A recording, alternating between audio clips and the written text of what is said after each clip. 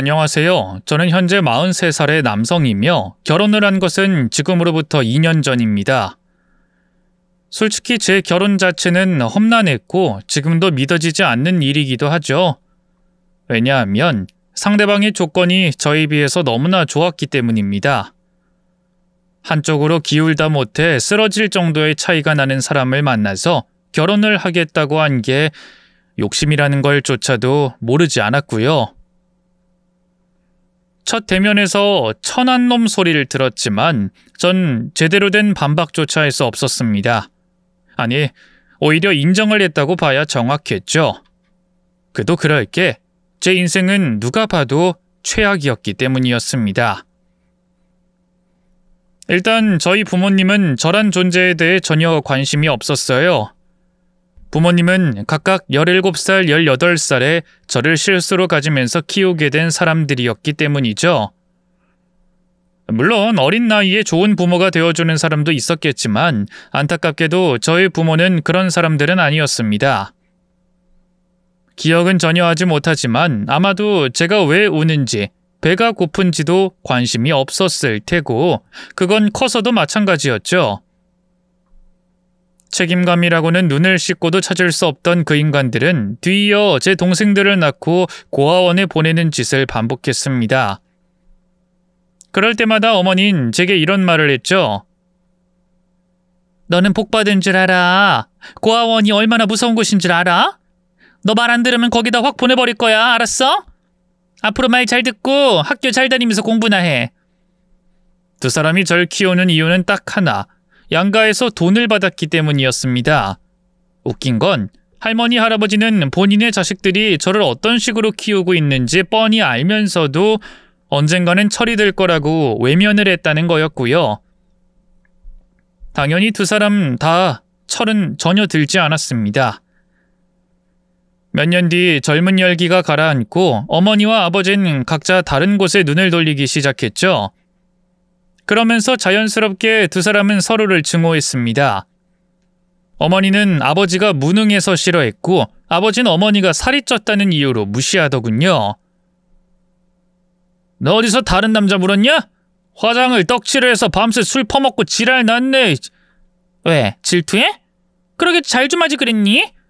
매번 직장에서 잘려서 방구석에서 배나 긁지 말고 다른 남자처럼 돈이라도 잘 벌던가. 어릴 때는 그러려니 해도 지금까지 이러는 건 문제 있는 거 아니야? 다른 여자들은 착실하고 책임감 있는 사람 만나서 잘만 사는데.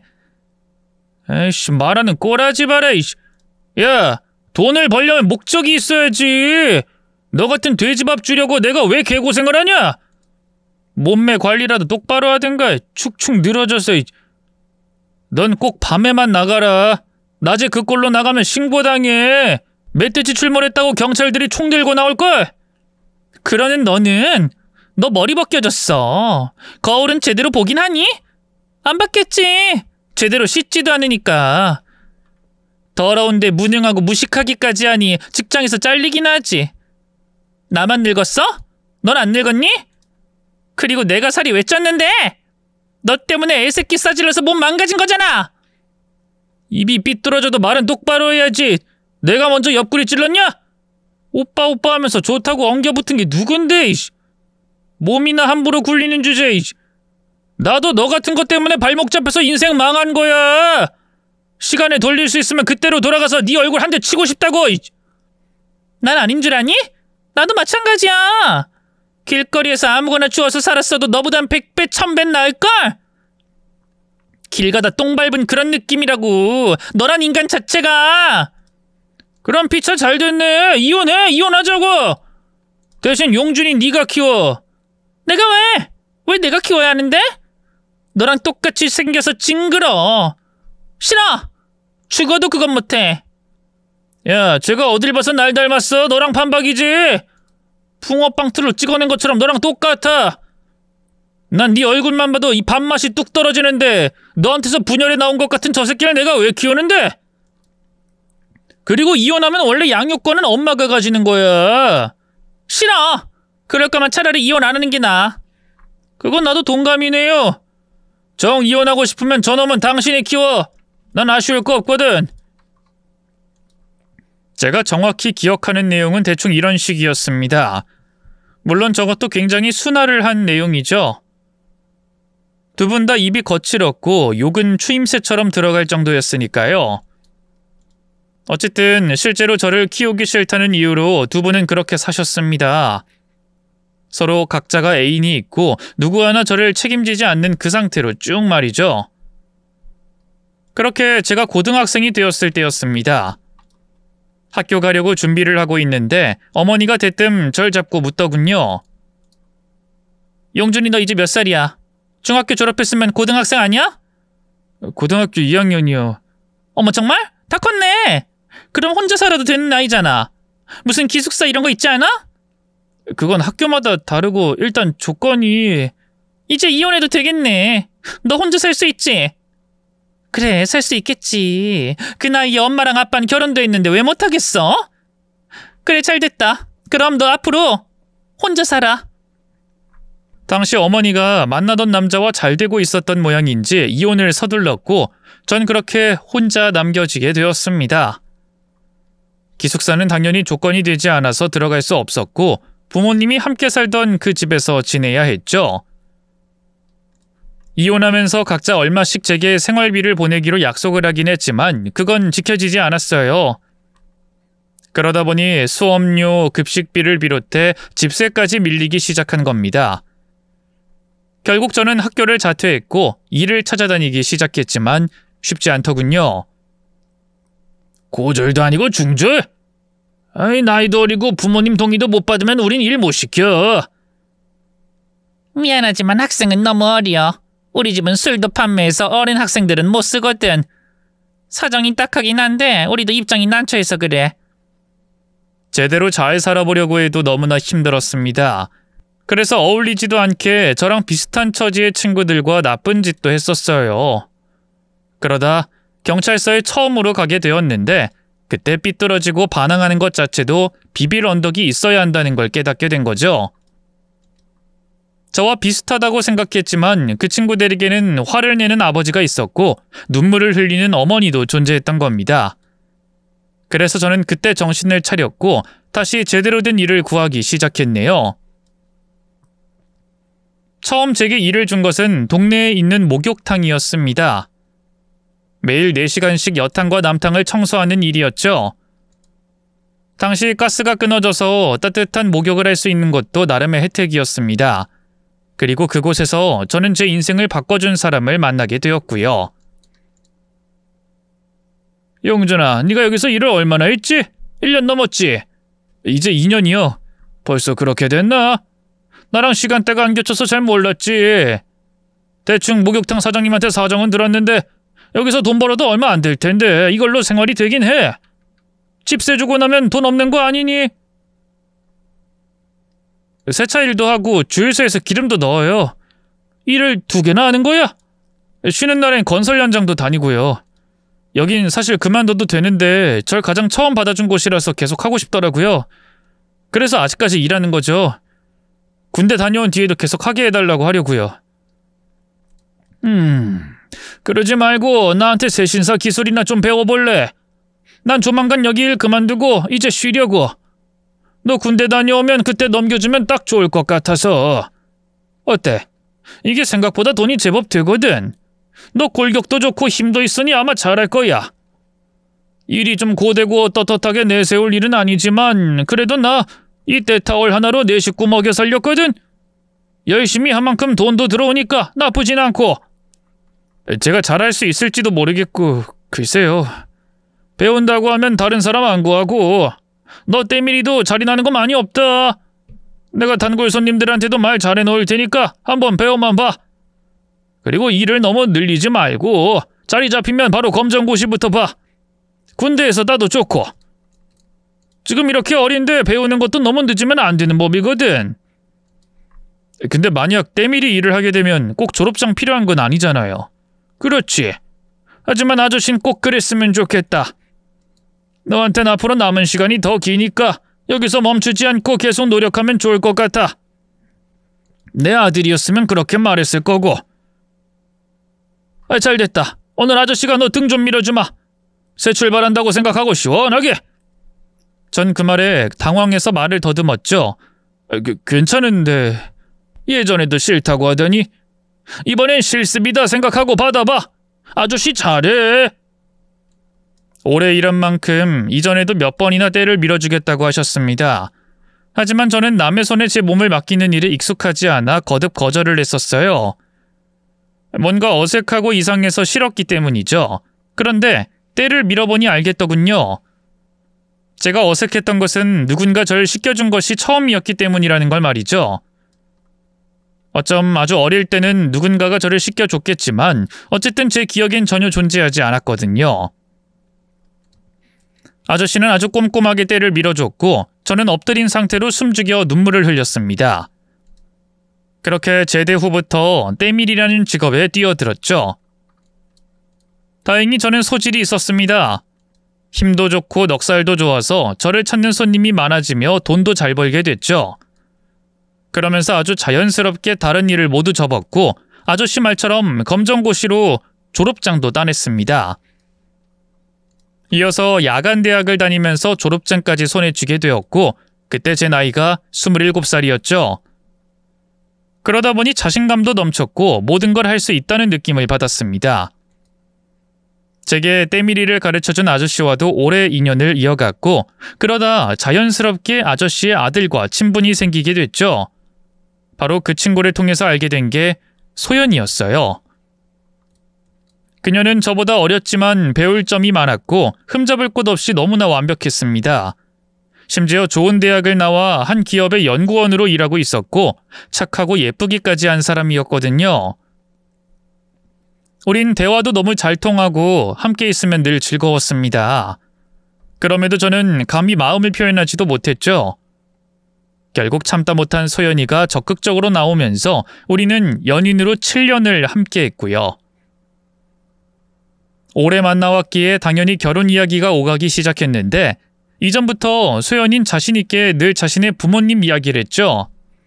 오빠가 뭐 어때서? 때밀이라는 직업 때문에? 그건 아무 상관없어. 우리 부모님들 절대 그럴 분들 아니야. 우리 집도 예전에 엄청 가난했었어. 진짜야. 그래서 우리 엄마도 아무나 마음에 들면 무조건 오케이라고 했었고 학벌, 집안 이런 거 절대 안 본다고. 하지만 소연아, 부모님 입장에선 그게 아닐 거야. 진짜로 아니라니까. 다른 집은 어떨지 몰라도 절대로 우리 집은 예외야. 오빠도 보면 놀랄걸? 우리 엄마랑 아빠 진짜 좋은 사람이야. 그러니까 걱정하지 마. 차라리 다른 직업을 먼저 찾고 안 그래도 된다니까? 솔직히 우리나라 올려치기가 너무 심해서 다들 떵떵거리면서 사는 것 같아도 월에 200도 못 버는 사람 수두룩해. 근데 오빤 그것보다 훨씬 더 많이 벌고 혼자 힘으로 집까지 마련했잖아. 작은 오피스텔이잖아. 누가 보면 아파트라도 있는 줄 알겠다. 그게 어디야. 오피스텔은 뭐 저절로 떨어져? 대출 하나 안 끼고 매매하기 쉬워? 그 정도는 완전 성공한 거지. 그리고 이번에 아파트 청약도 됐다며. 하지만 아직 완공 전이잖아. 그건 대출도 받아야 할 거고. 그러니 적어도 완공돼서 들어가면 그때 인사드리면 안 될까? 우리 연애만 7년이야. 나 솔직히 이제 나이도 있고 오빠 닮은 아이도 낳고 싶다고. 도대체 왜 매번 그렇게 자신감이 없어? 전에도 오피스텔 사면 그땐 괜찮다고 했잖아. 미안해. 나도 바로 하고 싶지. 근데 자꾸 걱정이 되니까. 걱정 말아도 된다니까. 나 정말 이대로 늙어 죽게 할 거야? 나 애초에 오빠 아니면 결혼할 생각도 없었다는 거 알잖아.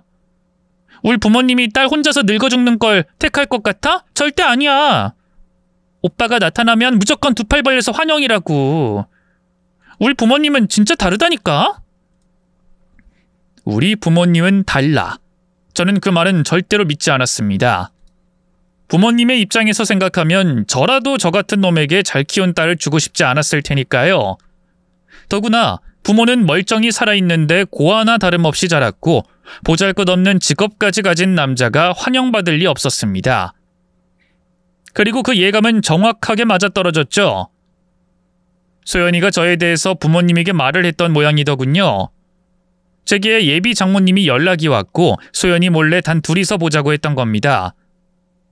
최대한 멀끔하게 잘 꾸미고 그 자리에 나갔는데 예비 장모님이 돈 봉투를 주시더군요.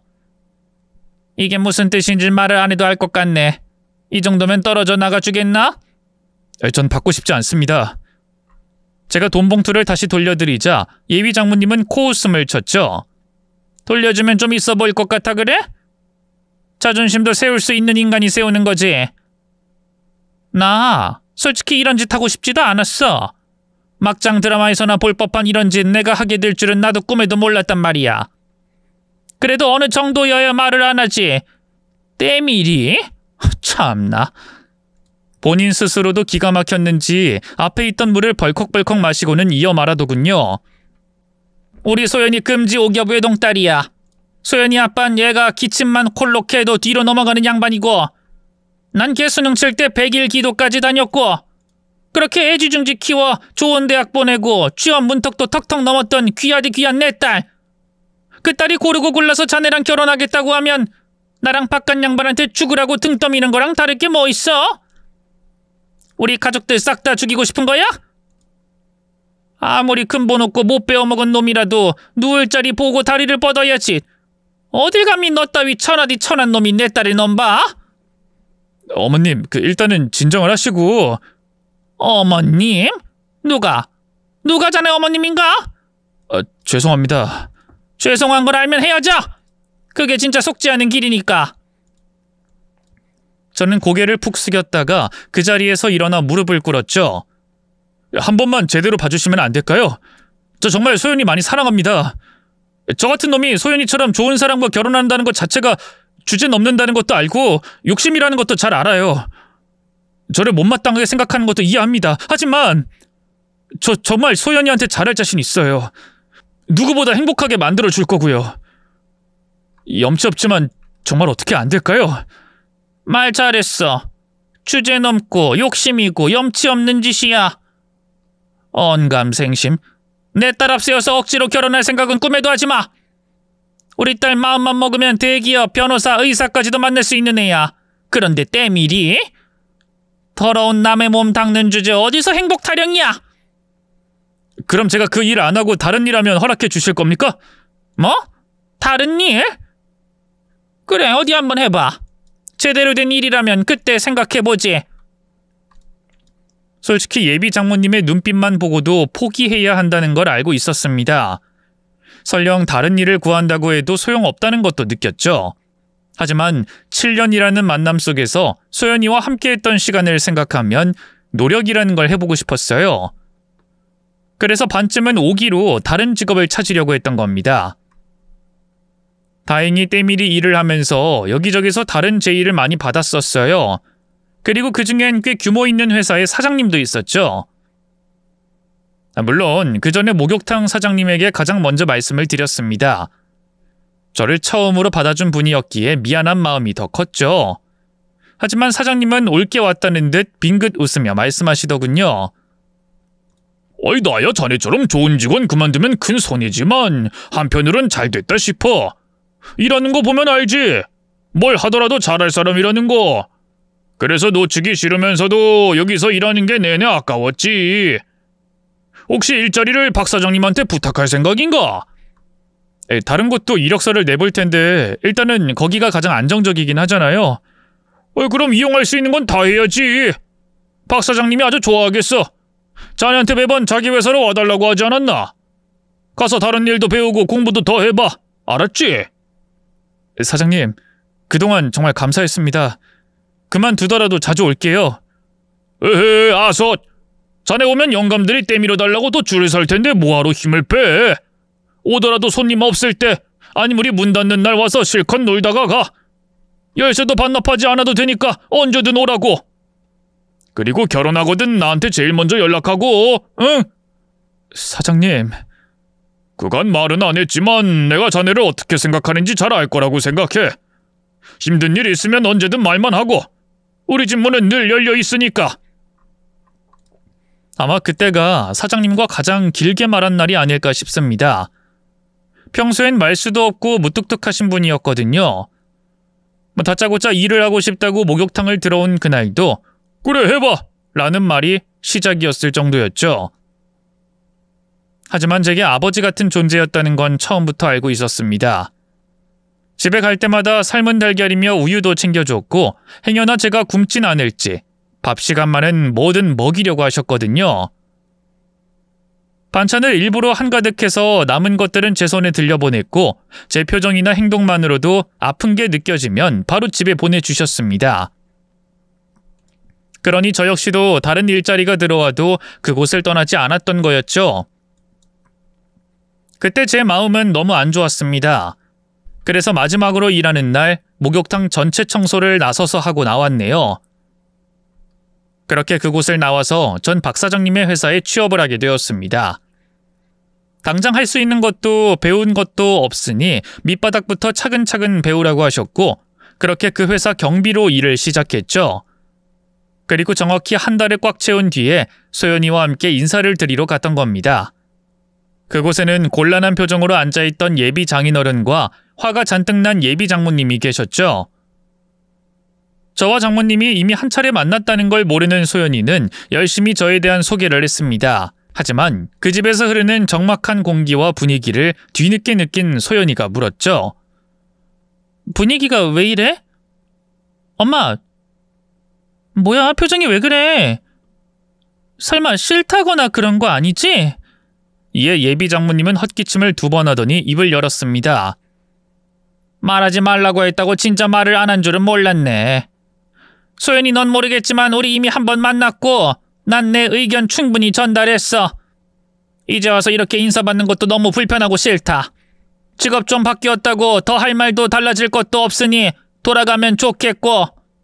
엄마, 오빠랑 만났다고? 설마 그래서 때밀이 그만둔 거야? 그건 나도 모르겠고 내가 그러라고 한 것도 아니야. 자기 직업 때문에 그런 거면 다른 직업 찾아본다고 해서 그러라고 했다. 그게 잘못이니? 내가 억지로 하란 것도 아닌데. 엄마, 진짜 이럴 거야? 왜 그래? 우리 집이 뭐 얼마나 대단하다고. 그리고 엄마 말처럼 이 사람 직업 바꿨으니까 엄마도 그렇게 나오면 안 되는 거잖아. 아니야? 아빠, 뭐라고 말을 해봐. 왜 꿀먹은 벙어리처럼 그냥 있어?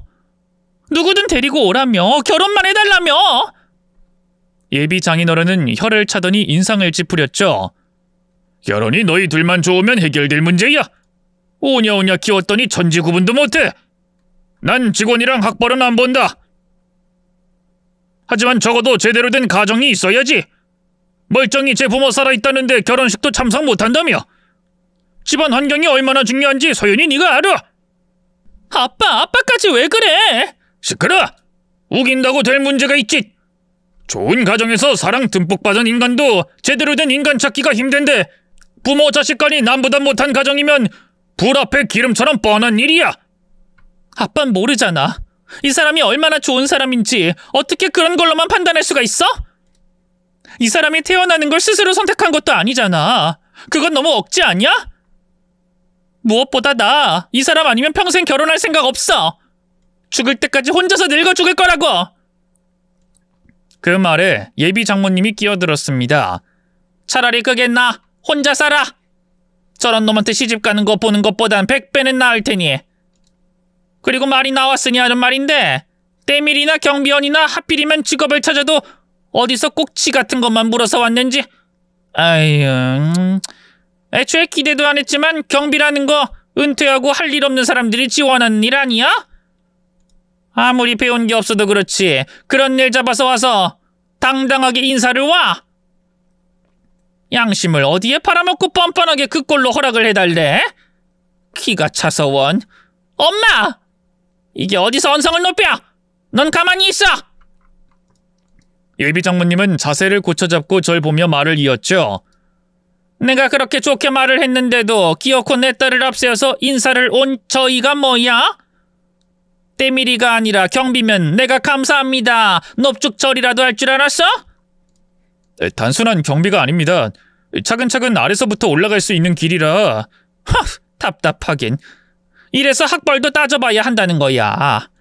설령 그 말이 사실이라고 해도 달라질 건 하나 없어. 똥밭에 구르던 놈이 꽃밭에서 구른다고 향기가 날 줄 알아? 아니, 그냥 똥 묻은 꽃밭이 되는 거야. 경비에서부터 차근차근. 딱 봐도 멀쩡한 회사는 아니지. 한 번만 믿어주시면. 집신도 짝이 있다는 말 있지. 근데 자네가 고른 건 비단 꽃신이야. 적어도 같은 급을 골라야 짝이 맞는 거고. 그러니까 꽃신 조용히 내려놓고 자네 수준에 맞는 집신이나 집어들어. 알겠나? 앞으로 다신 이렇게 만나는 일 없었으면 좋겠네. 나나 바깥 양반이나 이런 말하는 거 싫어하고 누군가를 미워하고 싶지도 않아. 그러니까 더는 우리 나쁜 사람 만들지 않으면 좋겠어. 좋게 헤어지는 것도 사랑의 방법이라고 하던데 대충 그런 거라고 생각하고 끝내. 이런 상황에서 제가 선택할 수 있는 것은 헤어짐이 전부였습니다. 설령 둘이서만 결혼을 한다고 해도 전혀 행복할 수 없다는 걸 알고 있었죠. 소연이가 침이 마를 정도로 자랑스럽게 생각했던 부모님과 그런 두 분이 애지중지 키운 외동딸을 갈라놓고 싶지도 않았고요. 그 일이 있고 소연이는 계속해서 저에게 연락을 해왔지만 저는 도망치는 것밖에 할 수 없었죠. 그렇게 한 달, 두 달이라는 시간이 흘러갔습니다. 그날도 여느 날과 다를 것 없이 경비 일을 하고 있는데 누군가 제게 말을 걸더군요. 저기 박 사장님과 오늘 만나기로 약속을 했는데. 네, 혹시 방문자 성함이... 제가 이렇게 말하며 돌아서는데 눈을 마주치고 놀랄 수밖에 없었죠. 바로 그 사람은 소연이의 아버님이었기 때문이었습니다. 그분도 절 봤는지 깜짝 놀라시더군요. 아니, 일을 한다는 곳이 여기였다고? 이 회사? 참, 박 사장님 그렇게 안 봤는데. 그분을 올려보냈을 때부터 예감은 좋지 않았습니다. 어떤 이유로 제가 일하는 곳에 왔는진 모르겠지만 저에 대해서 안 좋은 말을 할 것 같았거든요. 역시나 10분 정도 뒤에 사장님에게서 호출이 왔고 전 바로 위로 올라갔죠. 어정쩡하게 인사를 하고 앉으니 대뜸 사장님이 제 손을 잡으며 이렇게 말씀하시는 겁니다. 전에 만나던 사람이랑 헤어진 걸 왜 말을 안 했어? 네? 그게 개인이라니. 우리 사이에 무슨 그런 서운한 소리래. 그러지 말고 이참에 내 딸이나 한번 만나보면 어떨까? 자네라면 난 무조건 환영이야. 내가 몇 번을 말하지 않았어. 자네한텐 뭐든 아깝지 않으니 말만 하라고. 그 말을 들으니 사장님이 일부러 그런 말을 한다는 걸 알게 됐죠. 애초에 사장님의 딸은 오래전부터 알고 있어 친하긴 했지만 저희 사이는 정말 아무것도 없었기 때문이었습니다. 무엇보다 사장님과 이야기를 자주 하다 보니 최근에 만나는 사람이 따로 있다는 것도 알고 있었죠. 그러니 그건 예비 장인어른을 은근히 자극하려는 박 사장님의 거짓말이었던 겁니다. 역시나 소연이 아버님은 이해가 되지 않는다는 듯 물었죠. 박 사장님, 딸을 왜 저런 사람이랑 이어주려고 하십니까? 아무리 그래도 저런 사람이라니. 지금 우리 용준이를 무시하는 건가? 아니, 그런 뜻이라기보단 기우로도 너무 기우지 않습니까?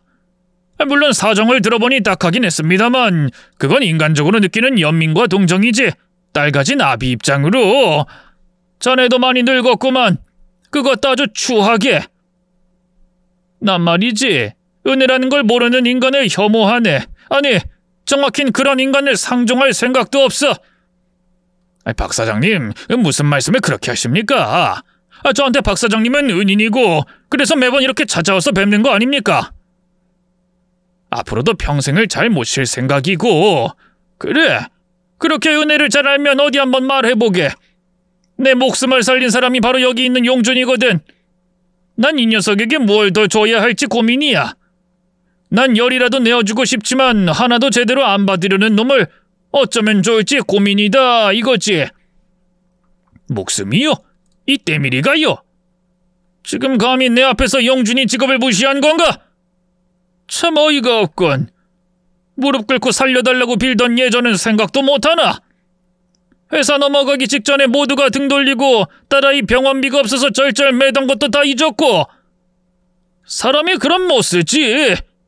이런 식이라면 난 자네 안 봐. 박 사장님, 자네도 사람 보는 눈이 그렇게 없어서야. 용준이 이놈은 어린 나이에 부모한테 버림받고 처음으로 목욕탕 문을 두드렸던 아이야. 모든 일만 시켜달라고 했다더군. 목욕탕 사장은 그저 이 아이에게 문을 열어준 게 전부였는데 그곳에서 우직하게 20년 가까이 일을 했지. 내가 이놈 28살 때부터 그렇게 우리 회사로 데리고 오려고 했는데 꿈쩍도 하지 않았고. 자네가 은혜를 안다고? 이 녀석보다 은혜를 잘할까? 난 이 녀석은 뭐라도 할 놈이라고 생각해. 아마 그곳에 온 손님들 모두가 그렇게 생각할 거고. 내가 사업하면서 가장 잘하는 게 뭔지 아나? 내 손에 들어온 기회는 절대로 안 놓친다는 거야. 자네 딸 때문에 어쩔 수 없이 우리 회사에 들어왔지만 난 절대로 놔줄 생각 없어. 잘 가르치고 키워서 내 사람으로 만들 거야. 그것뿐인가? 내 딸이 싫다면 사촌의 딸, 안 된다면 사돈의 팔촌의 딸이라도 엮어서 내 옆에 붙여둘 거란 말이지. 아이, 박 사장님, 그래도 이미 끝난 일이고. 그래, 나도 다시 결혼 생각해보라고 부탁 같은 거 하는 거 아닐세. 내가 이런 말 한 건 나중에 멀리서 이놈 보면서 아까워 죽으라고 하는 말이야. 그리고 앞으로 여기 찾아오지 말게. 자네가 내 은인을 함부로 대했으니 나와의 인연도 여기까지인 것 같으니. 그 뒤로 숨막힐 것 같은 정적이 이어졌고 저는 눈치껏 자리에서 일어나 밖으로 나왔죠. 문을 닫고 나오자마자 안쪽에서는 큰 소리가 났고 얼마 안 가서 어깨에 힘이 빠진 소연이 아버님이 나오셨습니다. 그리고는 제게 박 사장님과의 일이 뭔지 물어보셨죠. 사실 박 사장님의 일은 제 기준에서 큰 일은 아니었어요. 워낙 목욕탕에서 오래 일을 했다 보니 상당히 많은 일이 있었기 때문이죠. 물에 빠진 아이, 사우나에서 탈수로 쓰러진 할아버지, 미끄러져서 뇌진탕이 온 학생, 심장마비로 쓰러졌던 조직폭력배도 있었거든요. 그래서 저는 응급 상황을 대비해서 초기 대응에도 능숙한 편이었습니다.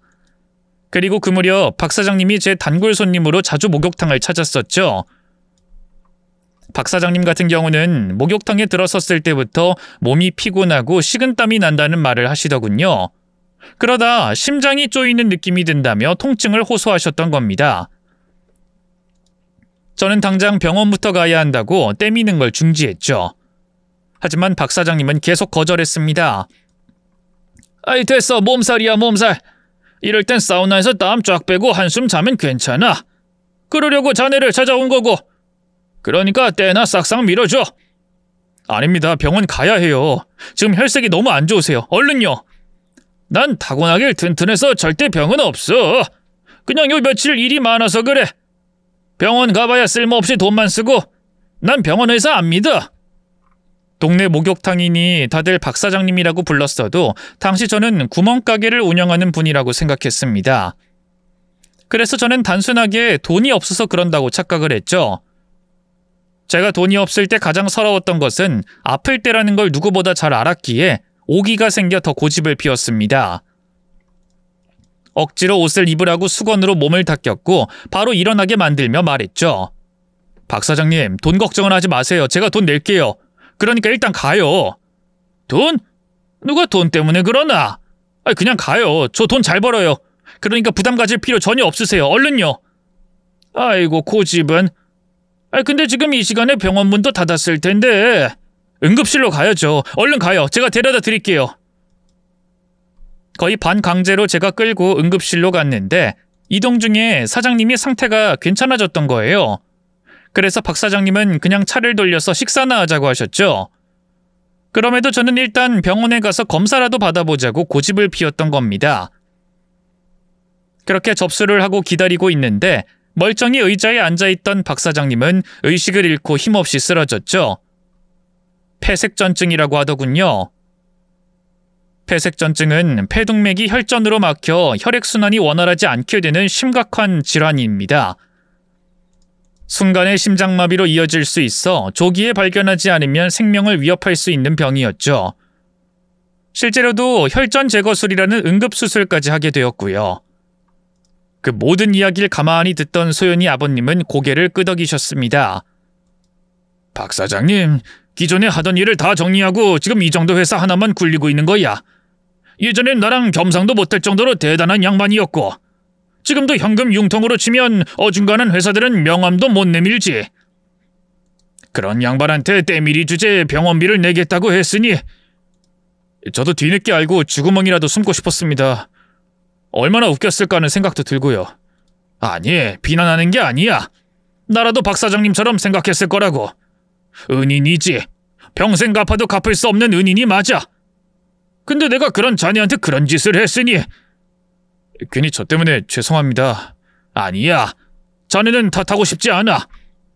그리고 지금 상황에 이런 말은 못하지만 지금 내 딸 병원에 있어. 소연이가요? 그래. 자네 그렇게 가고 밥을 안 먹고 시위하더니 쓰러졌거든. 그 말을 듣는 순간 눈물이 철철 흐르기 시작하더군요. 떨어져 있던 시간 동안 잊을 수 있을 거라고 생각했는데 그게 아니었던 거죠. 그걸 가만히 보던 소연이 아버님은 병원 이름을 알려줬고 전 그 말이 끝나기 무섭게 바로 택시를 잡았습니다. 잠깐 망설이던 아버님도 같이 택시에 올랐고 그렇게 병원으로 바로 향했죠. 이동 중에 제게 소연이 아버님이 묻더군요. 박 사장님이 뭐든 다 준다고 하지 않았나? 그럼 잘 보이는 게 우선인데 이렇게 일하다가 나와도 되나? 말이라도 하고 그렇게 절차를 밟아서. 상관없습니다. 저한텐 소연이가 더 중요하니까요. 제가 즉답하자 소연이 아버님은 허허 힘없이 웃으며 이러셨죠. 그래, 박 사장님이 왜 자네를 좋아하는지 이제야 알겠네. 병원에 도착하고 병실에 들어섰을 때 소연이는 잠들어 있었습니다. 당장이라도 뛰어가고 싶었지만 그 앞을 소연이 어머님이 막아섰죠. 그리곤 제 곁에 어정쩡하게 서 있는 아버님을 보면서 낮은 목소리로 분노했습니다. 당신 어쩌자고 이런 걸 끌고 왔어? 미쳤어? 소연이 깨기 전에 당장 끌고 나가, 당장! 저를 다짜고짜 밀어내면서 나가라고 하셨는데 소연이 아버님이 그런 어머님의 손을 잡았죠. 그만해. 우리 더는 이런 짓 하지 말자. 어? 여보, 그게 무슨 말이야?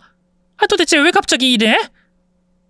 설마 저놈이랑 우리 딸이랑 이어주기라도 하겠다는 말이야? 정신 똑바로 차려. 어디서 저런 근본도 없는 놈을. 여보, 우리 추하게 늙지 말자. 응? 우리 딸 아팠을 때 생각해봐. 나랑 당신 그때 수술비도 없어서 쩔쩔거렸을 때 당신 교회고 저리고 다니며 뭐라고 기도했어? 우리 딸 다시 눈 떴을 때는 뭐라고 그랬고? 아무것도 필요 없다. 행복하게만 살아다오. 우리 둘 다 그랬어. 그게 뭐 그때랑 지금이랑 같아? 그리고 저 때밀이랑 결혼하면 행복해? 아니야. 난 결혼 허락할 거야. 당신도 더는 내 의견에 토달지 마. 두 사람 일이니까 두 사람이 지지고 볶든 헤어지든 잘 살든 알아서 살게 하자고. 그 순간 소란스러움에 잠에서 깬 소연이가 저를 발견했고 제게 달려와 안겼습니다. 그걸 본 어머님은 바닥에 주저앉아서 엉엉 우셨고요. 장인어른은 그런 장모님을 달래면서도 결혼을 허락한다는 말을 저희에게 다시 해주셨죠. 동시에 저희의 결혼은 한 달 뒤로 날짜가 잡혔고요.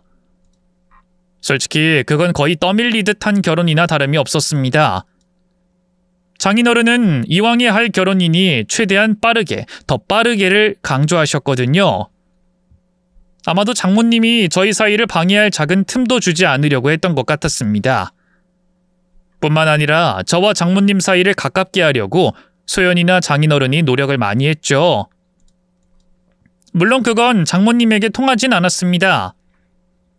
드레스를 맞추러 간 날에도 눈부시게 예쁜 소연이를 보면서 아이고 저렇게 아까운 내 딸을 하며 저를 노려보셨고 식장을 보러 갔을 때도 혼주석도 없이 텅텅 빈 예식장이라니 내가 전생에 무슨 죄를 지어서 라며 비통해하셨죠.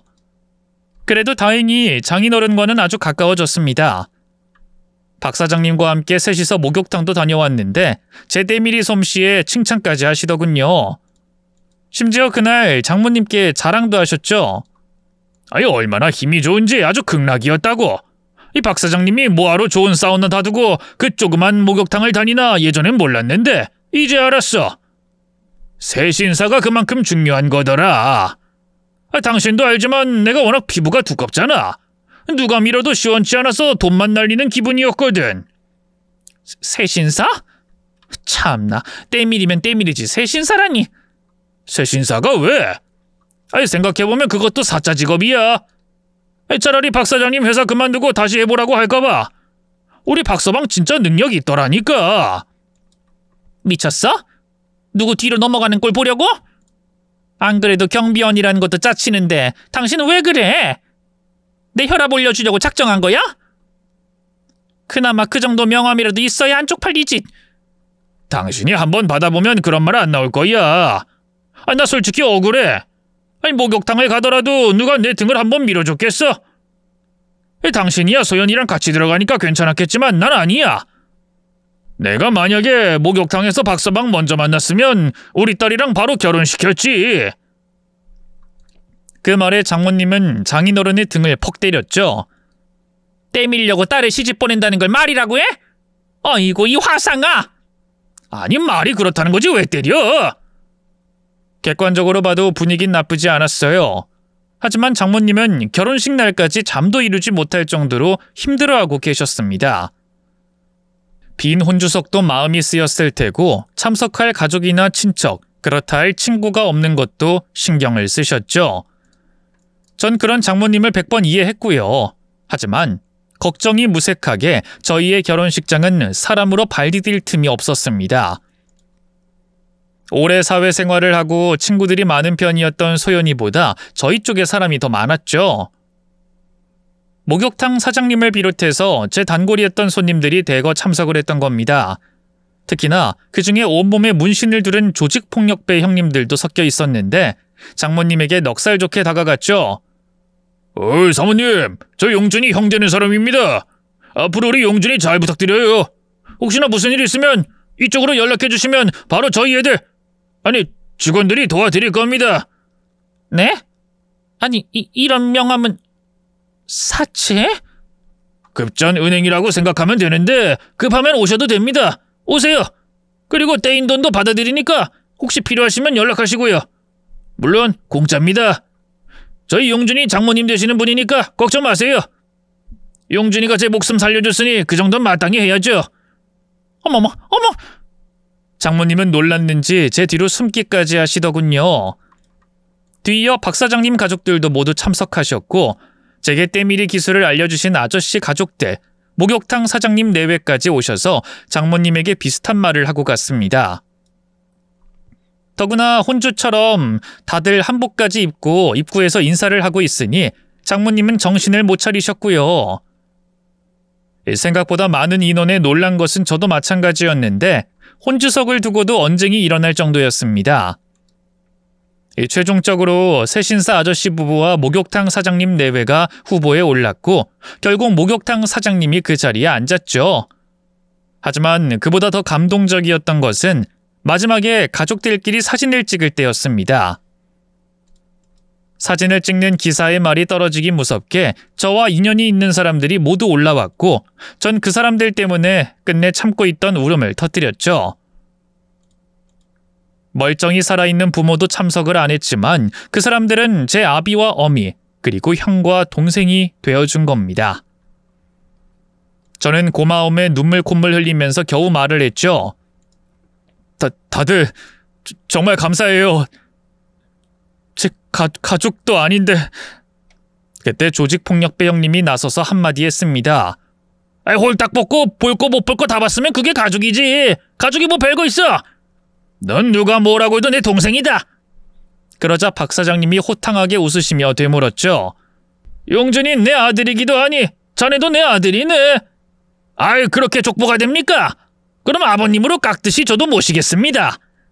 그러자 여기저기서 형이네, 동생이네, 양아들이네 소리가 나왔고 그 와중에 일전에 사우나실에서 탈수로 쓰러졌었던 할아버지가 큰 소리로 물었습니다. 잠깐! 할아버지 자리는 비어있는 건 맞지? 아유 그건 내 자리요. 내가 용준이 할아버지 한다고 아까부터 말했으니까. 아유 그래요. 할아버지 자리 좀 차지하려고 했더니 그것도 힘드네. 하나 둘 셋 넷. 아유 용준이 부모가 몇인지 아주 계족보가 따로 없네. 아이 그럼 난 고조 할아버지. 그건 비었지. 그 말에 사람들은 너나 할 것 없이 웃기 시작했고 마지막 사진은 울다가 웃는 그런 기괴한 모습으로 남겨지고 말았습니다. 사진으로 뒤늦게 확인하긴 했지만 장모님도 그땐 웃고 계시더군요. 그렇게 말도 많고 탈도 많았던 결혼식은 끝이 났습니다. 그리고 지금까지 우린 아주 잘 살고 있고요. 현재 소연이는 임신 22주 차로 우린 늦은 나이에 엄마 아빠가 될 준비를, 장인 장모님은 할머니와 할아버지가 될 준비를 하고 있습니다. 솔직히 부모 사랑을 못 받았던 저였기에 좋은 부모가 된다는 것에 대한 두려움이 있긴 했어요. 하지만 장모님과 장인어른을 보면서 저도 하나씩 배워가고 있죠. 장모님과 제 사이는 어떤지 궁금하실 텐데 확답을 내리기는 애매하긴 합니다만 저를 좋아하는 건 확실합니다. 그저 인정을 절대로 하지 않으실 뿐이었죠. 박서방, 이것도 좀 먹어봐. 그때 이건 잘 먹기에 내가 넉넉하게 했으니까 챙겨가고. 그리고 이건 영양제인데 요즘에 이 정도는 먹어야 해. 몸 건강하다고 과신하지 말고. 어떻게 하다 남자가 마누라 입덧을 대신하고 있어. 아주 얼굴이 반쪽이 됐네. 엄마, 요즘에 너무 박서방만 챙기는 거 아니야?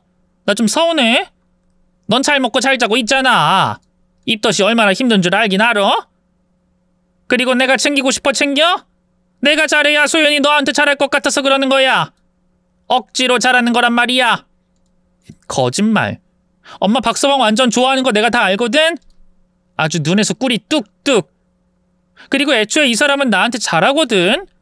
내 친구들, 직장 동료들도 다 부러워 죽어. 그게 다 내가 잘해서 너한테 가는 거야. 아무것도 모르면서. 나중에 너도 애 낳아봐라. 마음에 안 들어도 사위한테 잘하는 게 어떤 심정인지 알게 될 테니까. 피가 되고 살이 되는 말이니까 너도 미리 배워. 이렇게 해야 내 자식이 예쁨 받으니까. 그 말에 장난기가 발동한 아내는 과거의 일을 끄집어냈습니다. 배워야지. 나도 딸 낳아서 남자 데리고 오면 엄마한테 배운 것처럼 꼭 그 소리 해야겠다. 집신도 짝이 있고 비단신이랑은 안 맞는다. 가서 집신이나 찾아봐라.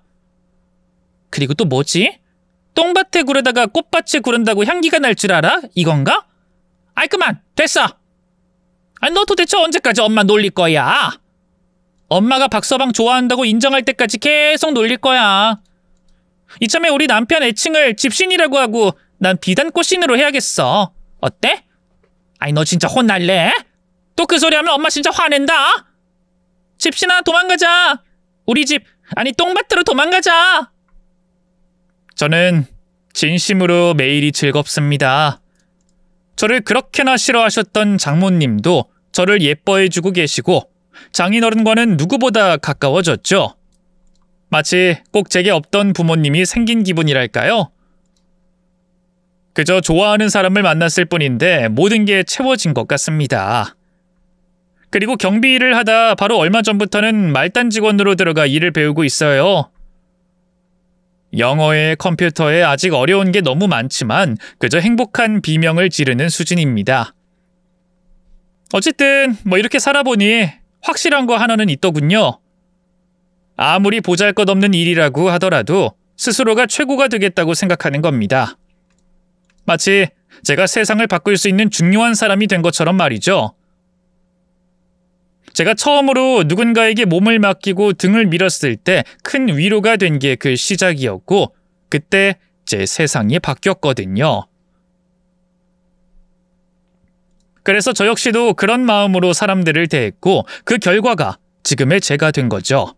즉, 마음가짐만 바뀌어도 직업은 그리 중요한 게 아니라는 겁니다. 앞으로도 남은 시간 동안 저는 이 다짐을 잊지 않고 살아가려고 해요. 다른 분들도 제 이야기가 힘이 되면 좋겠네요. 또 좋은 부모가 되기 위해서도 노력해야겠죠? 끝으로 별거 없는 제 이야기에 소중한 시간 들여 끝까지 들어주셔서 너무 감사하다는 말 전하고 싶습니다. 앞으로 더 열심히 살아볼 테니 많은 응원 부탁드려요.